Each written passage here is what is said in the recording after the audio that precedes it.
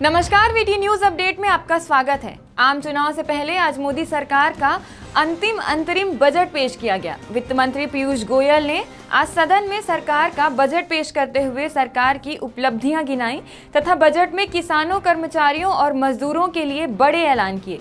वहीं income tax में जनता को बड़ी राहत इस बजट में की गई है।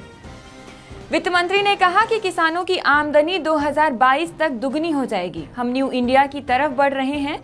स्वच्छ भारत अभियान राष्ट्रीय आंदोलन बना। देश इस साल गांधी जी की 150वीं जयंती मना रहा है। ये उन्हें सबसे बड़ी श्रद्धांजलि होगी कि गांवों को खुले में शौच से मुक्ति मिली है। केंद्रीय मंत्री ने अपने भाषण में कहा, ग्राम सड़क योजना पर पिछली बार 15,000 करोड़ का प्रावधान था। प्रधानमंत्री सड़क योजना पर 90,000 करोड़ खर्च हुए। आयुष्मान भारत योजना में अब तक 10 लाख लोगों का इलाज हो चुका है। उन्होंने कहा, हम 50 करोड़ लोगों के लिए आयुष्मान भारत योजना लेकर आए हैं। 5 साल में हमने करीब 1.5 करोड़ घर गरीबों के लिए बनाए हैं।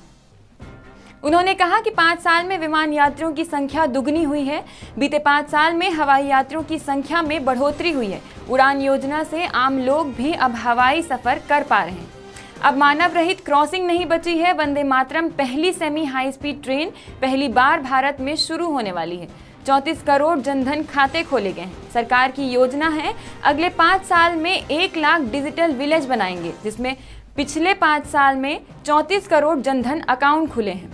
मोबाइल डाटा का इस्तेमाल पिछले 5 सालों में 5 गुना बढ़ा है। इसके अलावा रेलवे के लिए 64,587 करोड़ रुपए भी दिए गए हैं। केंद्रीय मंत्री पीयूष गोयल ने अपने बजट भाषण में बड़ी घोषणा करते हुए 5 लाख रुपए तक सालाना आय वालों को टैक्स से राहत दी है। अब 5 लाख तक कोई टैक्स नहीं।